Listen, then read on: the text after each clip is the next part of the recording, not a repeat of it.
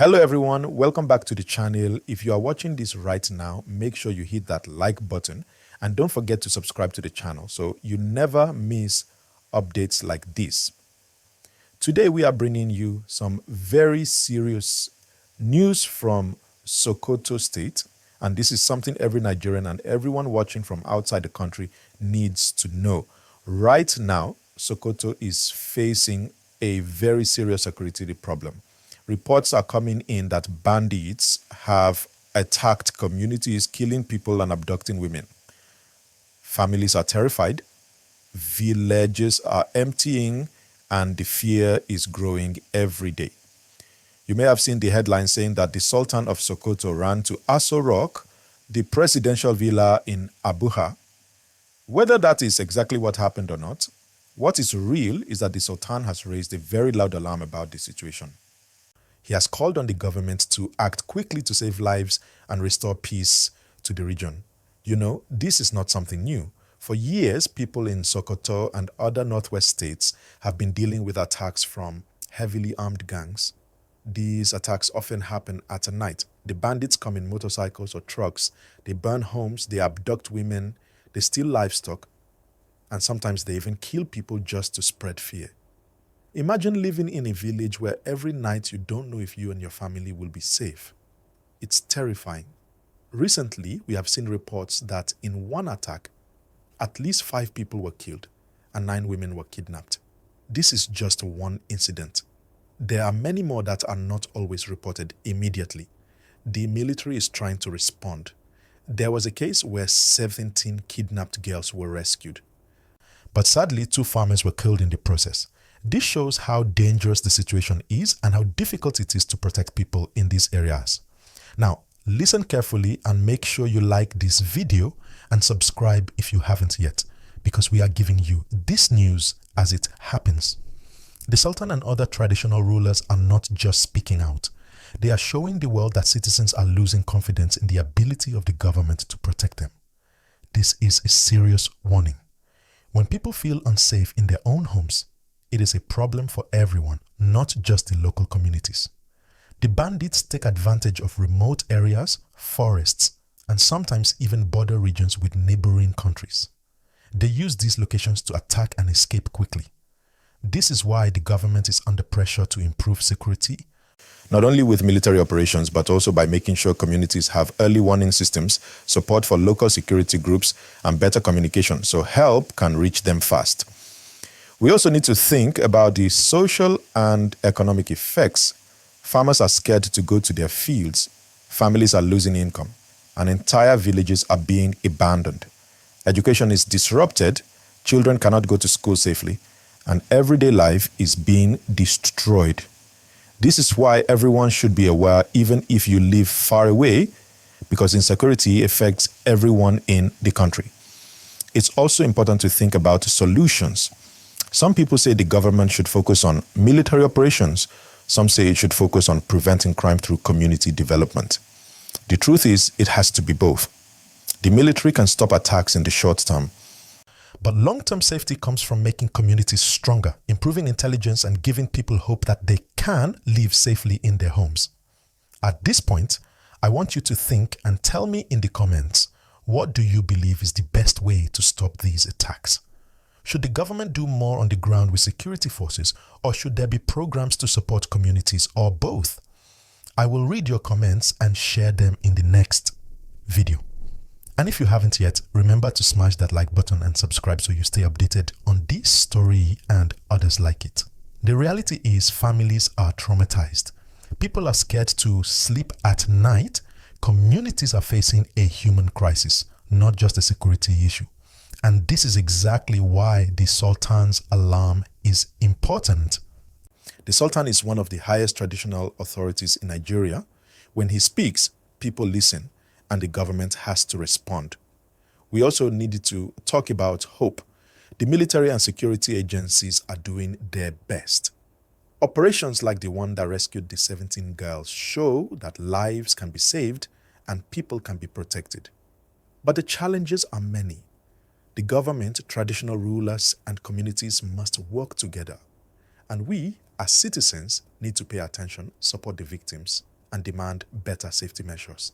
So, if you are following this news, don't just watch and scroll.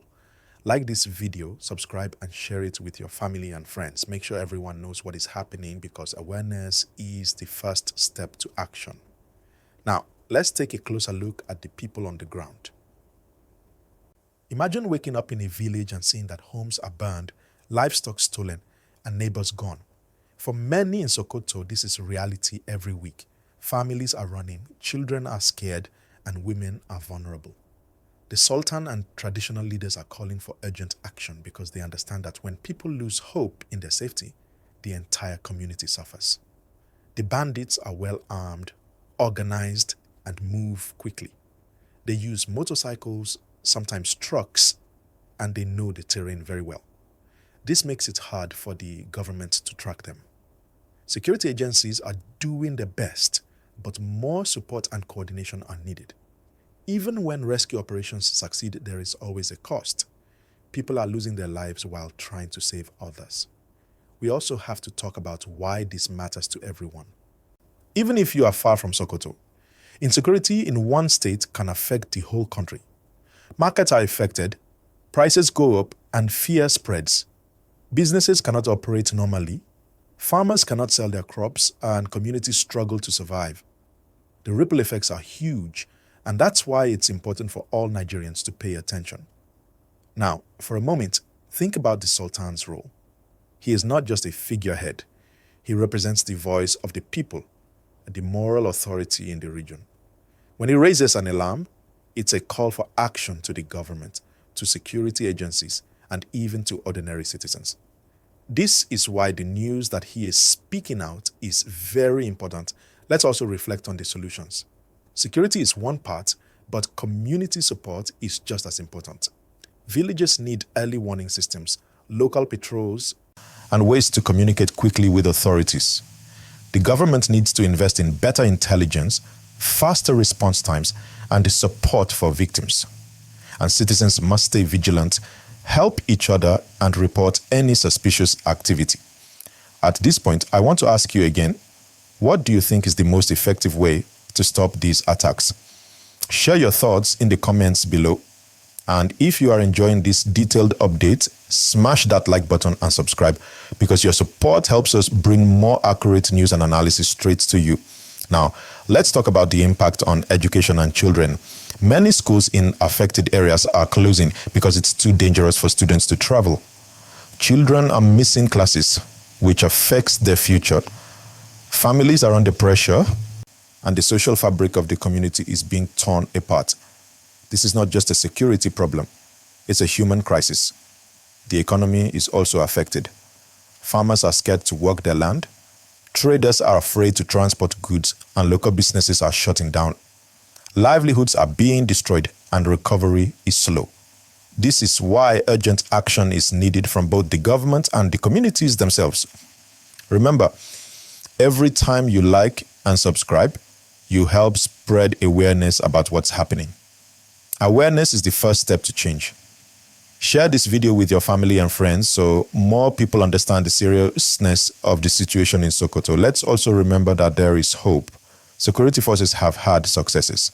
The recent rescue of kidnapped girls is proof that when the government acts, lives can be saved. But more needs to be done. Coordination between traditional leaders, communities, and security agencies is critical.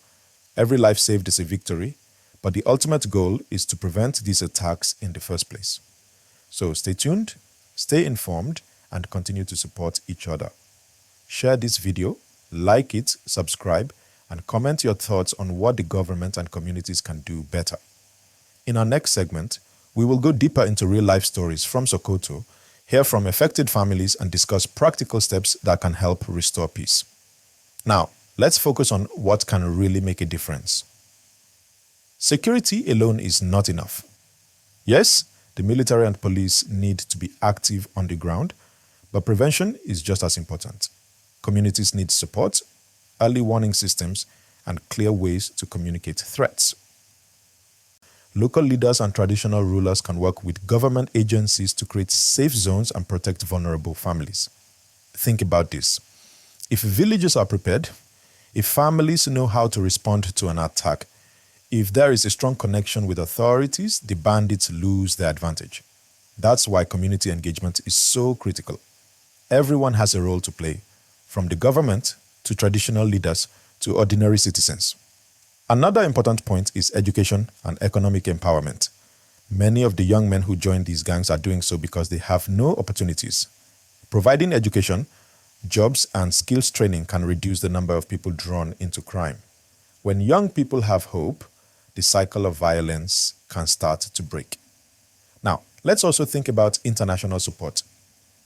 This is not just a Nigerian problem. Neighbors, international agencies, and even Nigerians abroad can help by raising awareness, supporting humanitarian aid, or advocating for better policies. More pressure is put on the authorities to act fast and protect lives. Throughout this crisis, it is critical to remember the human stories. Mothers missing their children, fathers losing loved ones, communities living in fear. These are real people, not just numbers on a page. And this is why we must stay engaged, share the story, and make sure it reaches as many people as possible. I want you, watching right now, to take a moment and think, what would you do if your family faced a threat like this? How would you help your neighbors? What advice would you give to authorities? Drop your thoughts in the comments. I will read them and feature some of your responses in the next video. And of course, don't forget to like this video and subscribe. Your engagement matters and it helps more people get this important information. Finally, let's talk about hope and action. There are signs that when governments and communities work together, lives are saved. Rescue operations, community patrols, and public awareness campaigns are already happening. But the bigger challenge is building long-term safety. That means stronger infrastructure, better roads, communication systems, support for victims, and strategies to prevent attacks before they happen. To all our viewers, this is not just a story, it's a call to awareness and action. Share this video, talk to your friends and family about it, and keep following updates. Like, subscribe, and hit the notification bell so you never miss an update. The crisis in Sokoto affects all of us in one way or another, and staying informed is the first step in helping to bring change. So, stay safe, stay vigilant, and stay engaged. Keep spreading awareness, and together we can shine a light on what's happening in Sokoto and support efforts to restore peace. Thank you for watching. And remember, every time you like, subscribe, and share, you help amplify the voices of those affected.